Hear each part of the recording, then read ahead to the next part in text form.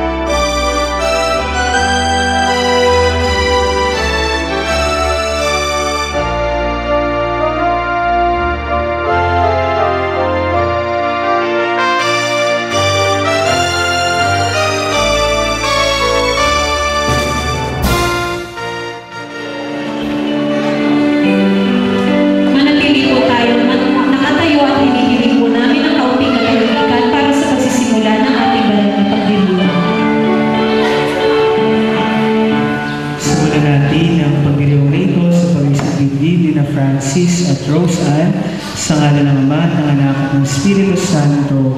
Amen. Sumainyo ang Panginoon. At sumainyo. Mga kapatid, aminin natin ating mga kasalanan upang tayo maging marapat gumanap sa banal na paglilingap.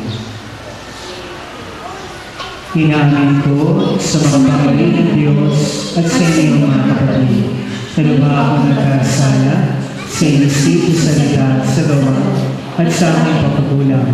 Kaya sinasama ko sa mga Birheng Maria, sa lahat ng mga anghel at mga banal, at sa inyo mga kapatid na ako'y panalangin sa Panginoong ating Diyos. Kaawaan tayo mga pamilya ng Diyos, patawarin tayo sa ating mga kasalanan, at pagbabayan tayo sa buhay na walang hanggan. Amen. Manalangin tayo.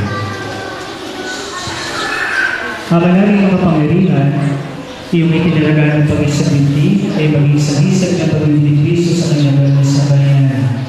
Sa pinagdudugo ng buhay ng Francis at Rose Ann, ang iyong mga kasabantin at kasal, naway mag-ibawang panapangay ng pamamahalan sa bawitin sa Kristo, kasama ng Espiritu Santo mga pasawalang hanggan. Amen. Magsipo ang lahat ng makinig sa pagpapahayag ng salita ng Diyos. Nilalang ng Diyos ang lalaki at babae. Pagbasa mula sa mga ibon at lahat ng hayop, maging maagi na babae at sila ng kapala.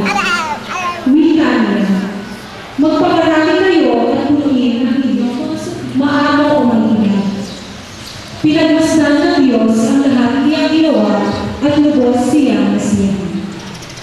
Ang salita ng Diyos. Salamat sa Diyos. Sa natugunan ng ating pagtutugon, mapalad ang sumusunod na taong may takot sa Diyos. Pakiulit po. Mapalad ang sumusunod na taong may takot sa Diyos. Mapalad ang bawat sa Panginoon may takot. Ang maalam na adhikay sumunod sa kanyang utos. Hindi siya magkukulang sa anumang kailangan. Ang buhay ay maligaya at umunlad ang kanyang buhay. Tuloy po. Mapalad ang sumusunod na taong may takot sa Diyos.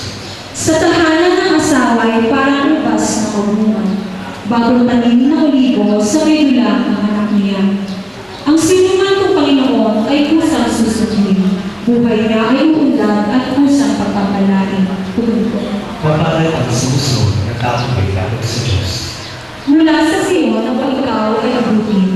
Naway maging mapayapa itong bayan ng Israel. Tugon po. Mapalad ang sumusunod na taong may takot sa Diyos. Magsitayo po ang lahat bilang pagbibigay galang sa mabuting balita.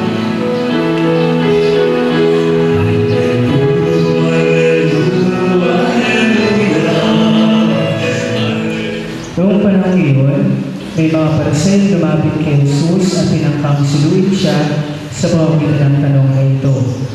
Naayon ba sa kautusan ay walay lalaki ang kanyang asawa sa kanyang kadahilanan? Sumagot si Jesus, hindi pa ba nila nababasa sa kasulatan na sa pasumalitan sila na may kapal, lalaki at babae? At sinabi, dahil dito ang iliwanag ng lalaki ang kanyang ama at nagsasama sila ng kanyang asawa at sila ay magiging isa, kaya hindi na sila dalawang magiging isa. Ang pinagsama ng Diyos ay huwag pagkakalit. Ngayon may kusang loob ng putulog sa aming tumili ng panalangin upang ipangabot ko na pagpupulog at pagtibayin ng Panginoon.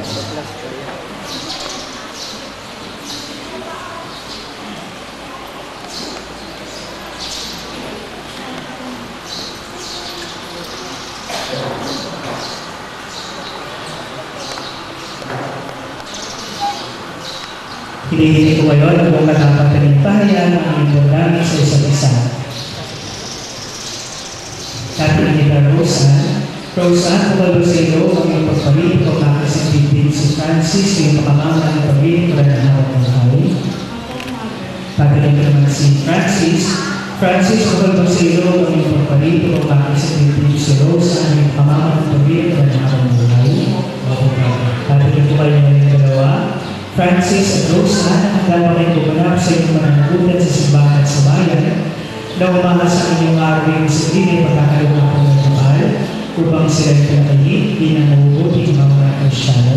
Oo, minamahal ko Francis at Rose Ann sa ating Diyos at ang sa bayan, pagdaupin ninyo ang mga kalat at inulitan para sa kansakalan ng kasama.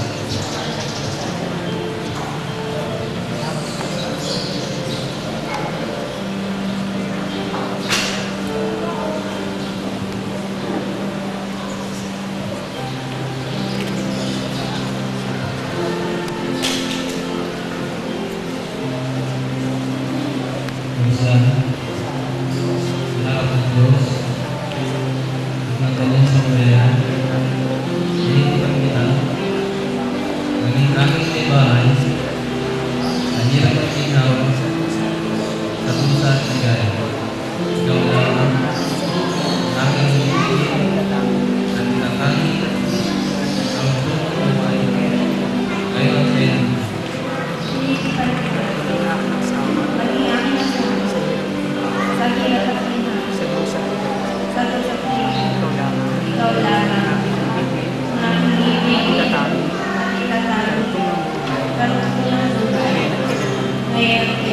Pag pinatutuloy ng siwan, pinipili ko